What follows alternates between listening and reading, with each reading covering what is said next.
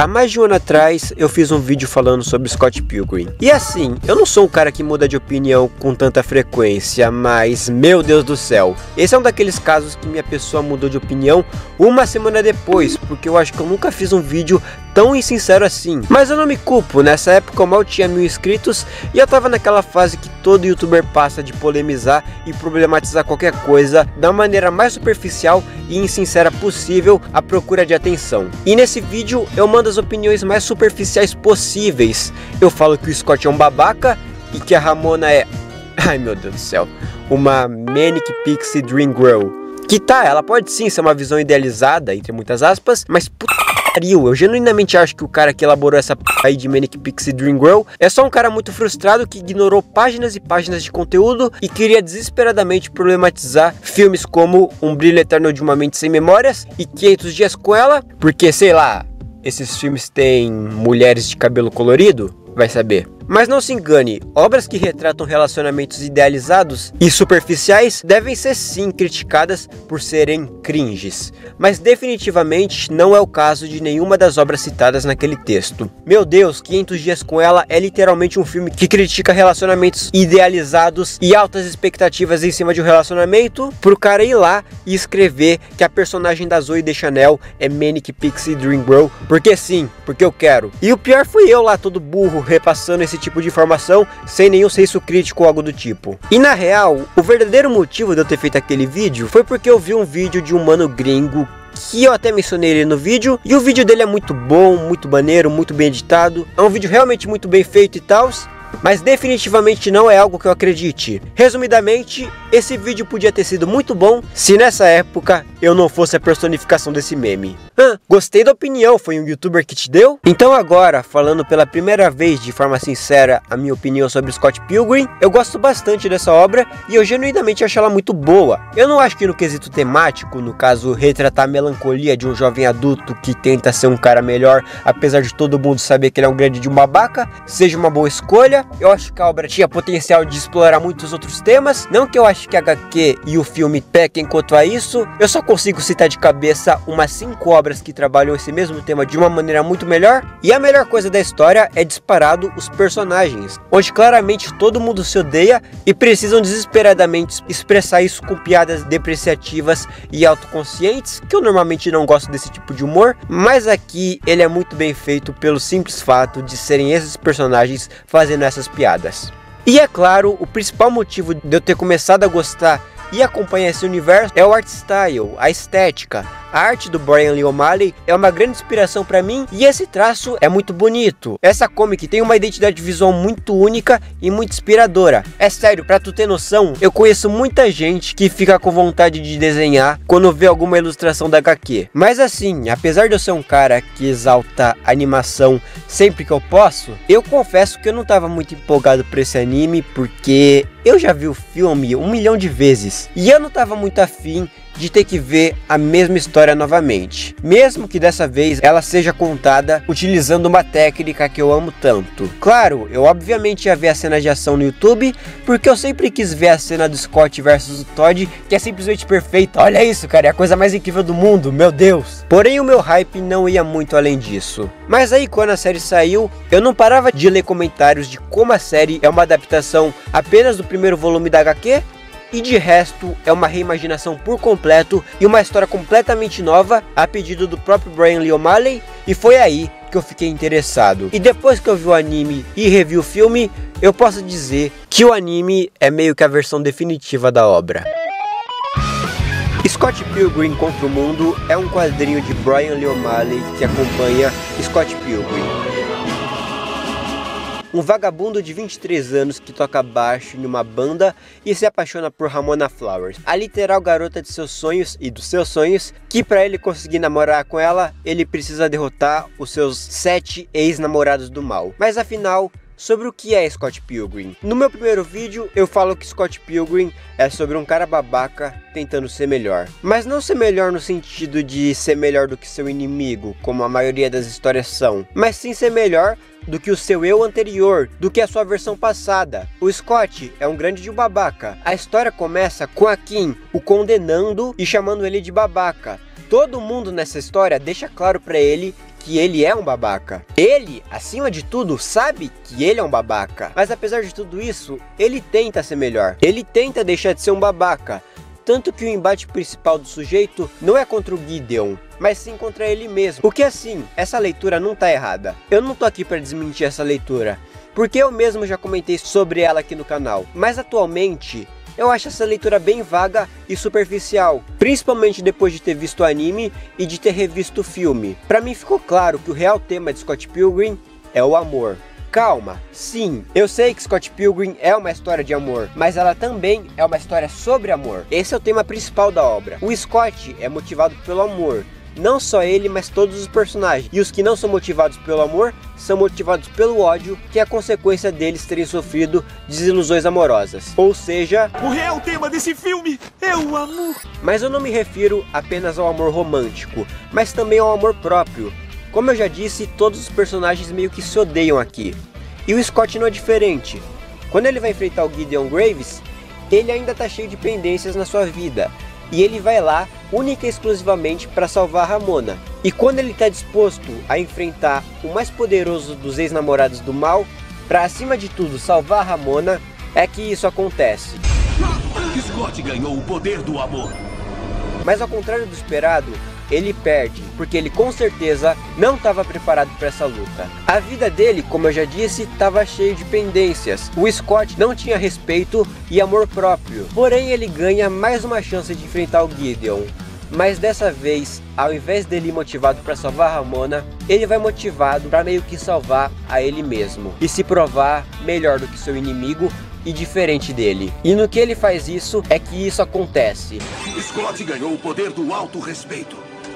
E agora sim, agora que ele tem respeito e amor próprio, é que ele consegue derrotar o Gideon e salvar a Ramona. Dito tudo isso, existe um fenômeno muito raro a ser estudado na cultura pop, que é quando uma obra se torna muito famosa e os anos se passam e essa obra continua sendo relevante e popular, e o autor decide revisitar essa obra, mas dando a ela uma nova interpretação que vai contra as expectativas e interpretações do próprio público.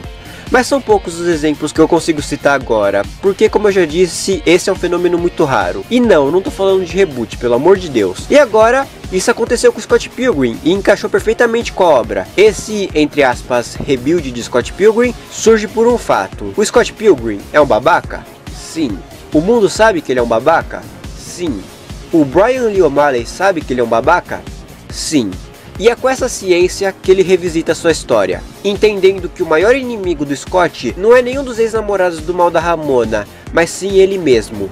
Literalmente, ele mesmo do futuro. E que se ele continuasse sendo o mesmo otário de sempre, o relacionamento dele com a Ramona estaria fadado a acabar como todos os outros. Do mesmo jeito que foi com a Knives, com a Kim, com a Envy, e não seria diferente com a Ramona. Ele teria terminado com ela após anos incríveis por conta da sua própria babaquice. Mas não para por aí. A série também entende que os 7 ex-namorados do mal são problemas da Ramona. O Scott não tinha nada a ver com nenhum deles.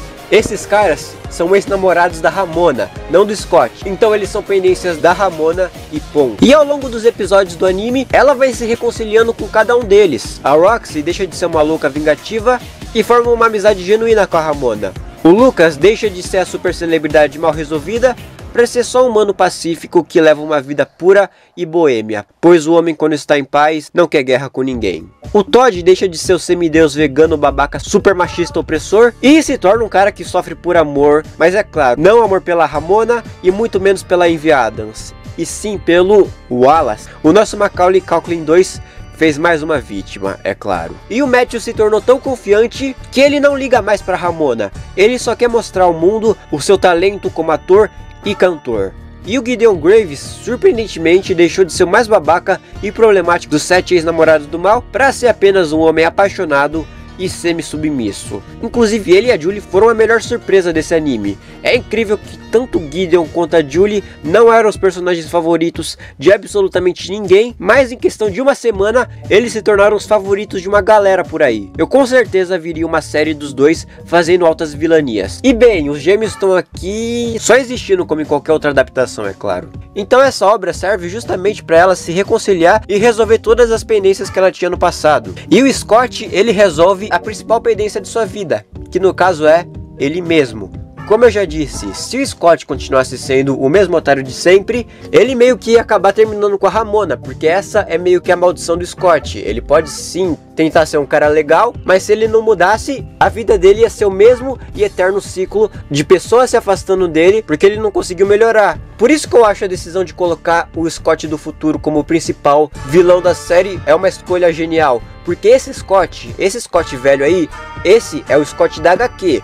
Esse é o Scott que a gente lê os quadrinhos e até assistiu o filme dele. E o que o anime tava querendo dizer pra nós é que se esse Scott, o Scott que a gente acompanhou no filme, nos quadrinhos e até naquele jogo lá, continuasse sendo o mesmo Scott de sempre, bem, ele estaria fadado a acabar sozinho e com a Ramona terminando com ele, mesmo ele sendo o amor da vida dela. E aqui o título Scott Pilgrim contra o Mundo nunca fez tanto sentido, porque o Scott do futuro meio que enfrenta todos os seus ex-amigos e ele mesmo, porque como eu já disse, esse era o destino dele se o Scott que a gente acompanhou por todos esses anos não mudasse. Isso era o que ele estava fadado a ser. E é só quando o Scott do presente percebe que ele tá fadado a ser esse cara aí, que ele tá fadado a ser um eterno fracassado, que vai sempre acabar sozinho, é que ele finalmente se encontra disposto a mudar e a lutar contra a sua literal pior versão.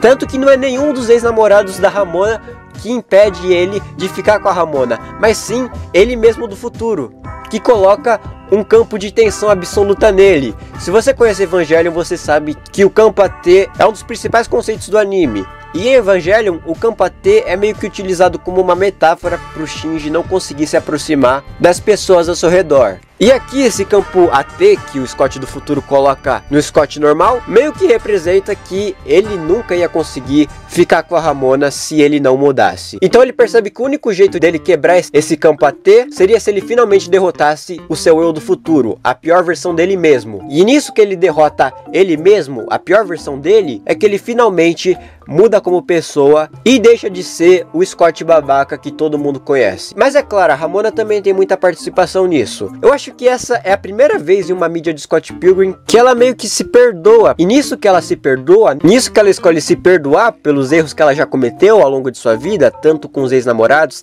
tanto com o Scott, tanto com ela mesma, é que ela finalmente vira a melhor versão de si, ao contrário do Scott que meio que encontrou com a pior versão dele mesmo. E tudo isso é motivado pelo amor. Isso é a motivação do Scott, da Ramona e de todo mundo nesse elenco. O amor. Se não fosse pelo amor, o Scott não estaria disposto a mudar e enfrentar ele mesmo. Se não fosse pelo amor, a Ramona não estaria disposta a também mudar, a se perdoar, a se reconciliar com ela mesma. É que ela então vira a melhor versão de si mesma, tudo por conta do amor. Tanto o amor próprio, tanto o amor que ela sente pelo Scott e o amor que o Scott sente por ela. Enfim, eu diria que esse anime é meio que essencial para entender Scott Pilgrim, porque teoricamente os eventos da HQ culminariam no Scott do futuro que a gente viu nesse anime, ou seja, culminaria no Bad Ending. E essa é uma versão metalinguística autoconsciente que complementa em muito material original e meio que se tornou a minha versão favorita de Scott Pilgrim, e pra mim essa é a versão definitiva. E sempre que eu quiser revisitar Scott Pilgrim,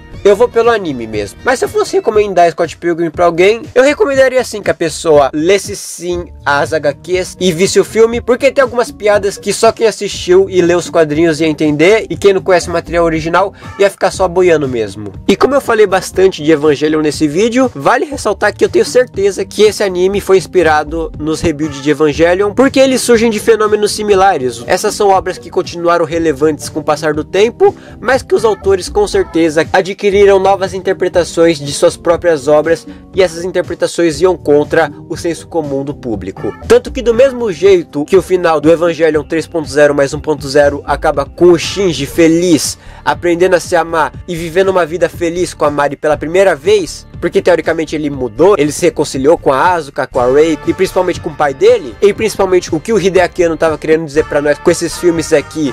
O Shinji que a gente viu sofrer por todos esses anos, ele não precisa sofrer, ele pode sim ter um final feliz, ele pode sim ter uma vida boa e feliz. Do mesmo jeito aconteceu com o Scott Pilgrim. O Scott, apesar dele ser sim um babaca, ele não precisa acabar como o Scott do futuro, ele não precisa estar condenado a esse futuro, ele pode ser sim feliz com a Ramona. É sério, se esse anime acabasse com a Mary Elizabeth Winstead e o Michael Cera em live action numa estação de trem, ia ser tipo a melhor coisa já criada pelo ser humano. Mas enfim. E nesse sentido do autor da obra subverter as expectativas que o público tem em cima do protagonista, me lembra bastante o final da parte 6 de Jojo, onde simplesmente Jojo acaba. O que veio depois se passa em um universo alternativo. Depois que o Pudge resetou o universo 2 vezes e o Emporium meio que matou ele com a ajuda do Weather Report, o que sobrou foi um universo meio que perfeito para a família Joestar, onde o Jotaro não foi um pai ausente para Jolyne nesse universo e ela pode ser feliz. Ela não tá condenada nesse universo a enfrentar algum stripper maldito que controla o tempo, como todos os outros Jojos estavam meio que destinados a enfrentar. Tanto que vem a genialidade do nome dela. Ela vira Irene, ela perde o Joe do nome dela porque acabou. Ela não precisa viver nenhuma aventura bizarra, porque justamente o maior inimigo dela, o cara que queria destruir a família Joestar, acabou meio que criando a aliagem perfeita para eles. Eu não vou me aprofundar muito quanto a isso, porque eu pretendo fazer um vídeo só sobre a parte 6, mas aguardem que vai ficar muito bom. Mas enfim, eu simplesmente amo esse fenômeno de obras que se tornam tão famosas que elas ganham sequências metalinguísticas que subvertem as expectativas do público. Eu acho isso a coisa mais genial do universo. Mas enfim. Então muito obrigado por ter me assistido até aqui. Se você quiser ajudar, considere virar membro, porque ajuda bastante. Considere apoiar esse projeto. E falando nisso, muito obrigado aos membros. Então muito obrigado ao Spark, ao Eric, a Juliana Rocha, ao Paçoca e ao Matheus Souza. Pra quem quiser ajudar, o botão de Seja Membro tá aí do lado da minha foto de perfil. E me segue lá no Instagram, porque isso ajuda bastante e eu sou bem ativo por lá. Muito obrigado por ter me assistido até aqui. E é isso. Nós nos vemos no meu próximo vídeo, eu acho. Até mais!